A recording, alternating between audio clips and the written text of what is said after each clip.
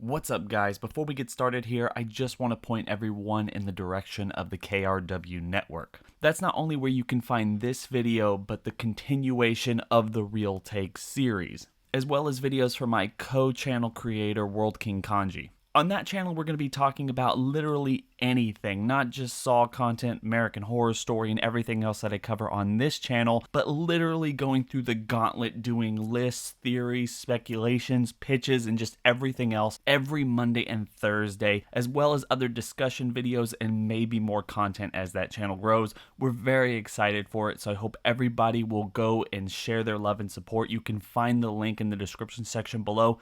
Go subscribe and share that channel out because we're very excited for it. Anyway, with that being said, here's the video. So in the last video, we talked about how despite the gory traps being treated as the main selling point of the Saw franchise over the last 8 films, for the vast majority of fans, the most enduring part of the series is in fact the exploration into the characters and their twisted philosophies. Specifically, I pointed to the absolute failure of series lead John Kramer and how his method of rehabilitation wasn't just poorly reasoned, but when you really think about it, his persistent recruitment of former test subjects really only helped express the worst part of each individual apprentice. You're free to go check out the last video in the description section below, but if you haven't seen it and you're really curious, here's a quick recap. In that video, I suggested the original conclusion of the franchise was a cheap twist in relation to the major themes that echoed throughout the entire series, i.e. nobody can truly be John's idealized version of Jigsaw except him, because everything that went into making him what he became was wholly organic and based on his own personal philosophies. And that's really the type of stuff that you can't just simply recreate through near-death experiences, especially if it's orchestrated by a madman. But even with all of that being said, and regardless of the double standard that it represents, I'm pretty much fine with the overall story of Jigsaw. And why is that? Because this franchise shouldn't get hate just because it refuses to resurrect its main character. John is a character that's able to map out and build months worth of traps throughout an entire city, all while being chased by the cops and dying of cancer. If we as a fan base can suspend our disbelief for something like that, then simply saying, okay, sure, there's just another apprentice out there that's been MIA for all the original events, but, he was there before everyone. That's not that bad. And let's all just be a little bit honest with ourselves. Logan was kind of an interesting character. He was a family man, war-ridden, potentially PTSD-driven, and willing to go through anything in order to avenge his dead wife. That's something that I would like to explore in other movies. Plus, if you really think about it, Jigsaw introduced us to another amazing character, an outsider of the legacy that echoed throughout the world of this entire universe. Someone who grew up idolizing the stories of the individuals from the original 7 films and was ultimately welcomed into the main story, perhaps even being set up to be the main inheritor of the film's namesake. No. Look, I already had to separate this script into 2 videos, so there is no way that we're going there. Okay, maybe. Not the next one, but maybe soon. Anyway, getting back on today's topic, just because we took some time to explain one of the underlying themes that might have undercut the potential direction for the future of the series, that doesn't mean that the series shouldn't have continued. In fact, by emphasizing another major theme, you could potentially continue the series indefinitely. How's that? By creating a legacy, you become immortal. Yeah, it's time to talk about this.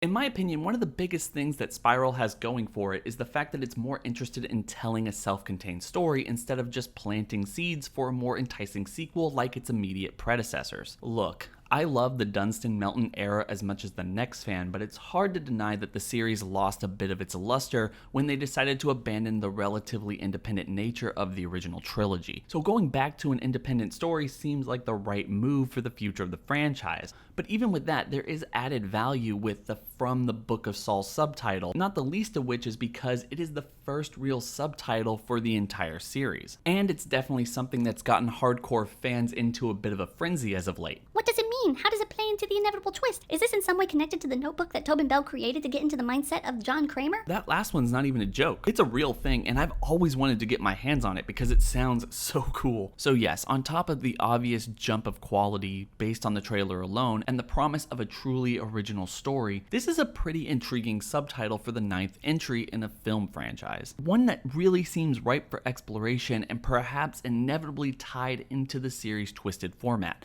However, right now, no one besides the people who made the film could tell you exactly what it means.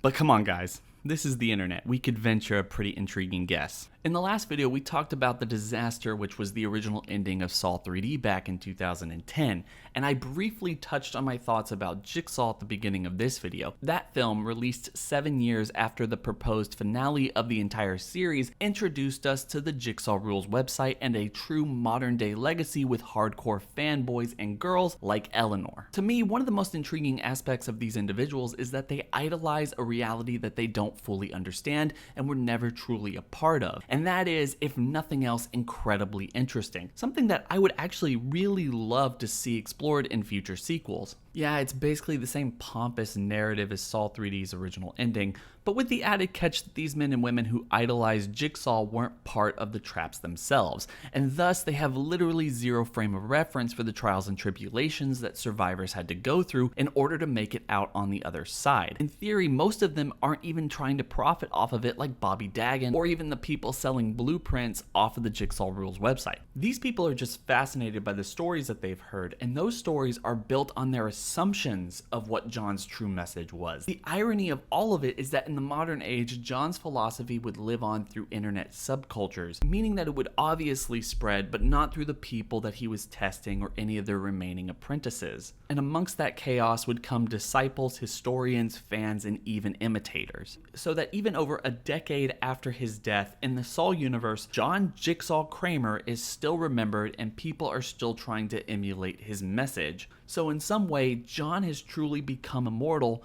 because he lived a life worth remembering. But that legacy, as we discussed last time, is diluted by the fact that nobody in this entire universe is John Kramer. You see, that's what I really hope this whole From the Book of Saw subtitle is really trying to say. If this film has to exist in the same continuity as the original 8 films, when it does seem like it's more and more likely that the person behind the carnage isn't directly connected to John Kramer, and with seemingly little if any legitimate connection to the other films outside of maybe a similar aesthetic, the possibility of a familiar set piece, or maybe a surprise cameo, if this subtitle is just a nod to fans that the future of the series will consist of largely independent stories, each of which detailing another chapter that aims to flesh out the world established in the original 7 films, while also exploring the implication of John's legacy in the general public, I would be really excited.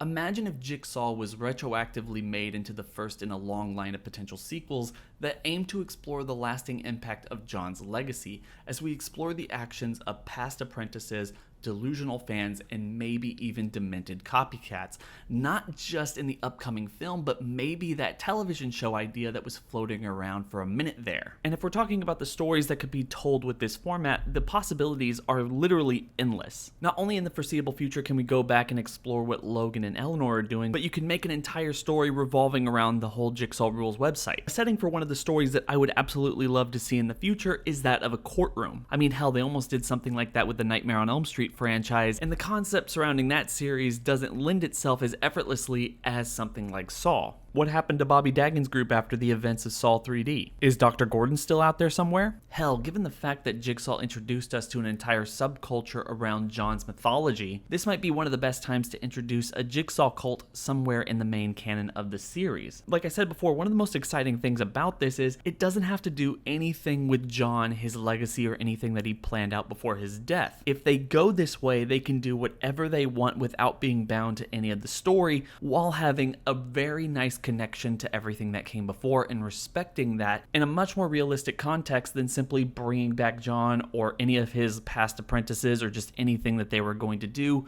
with Jigsaw or anything else moving forward. Hell, as I've talked about in several videos, I wouldn't mind if they decided to just novelize the sequels, or maybe even make a comic book continuation, just so we can get a broader understanding of everything that's been going on in the meantime. And either way, I think that this is an exciting proposition for the continued expansion of a seemingly endless horror franchise, but that's just my take.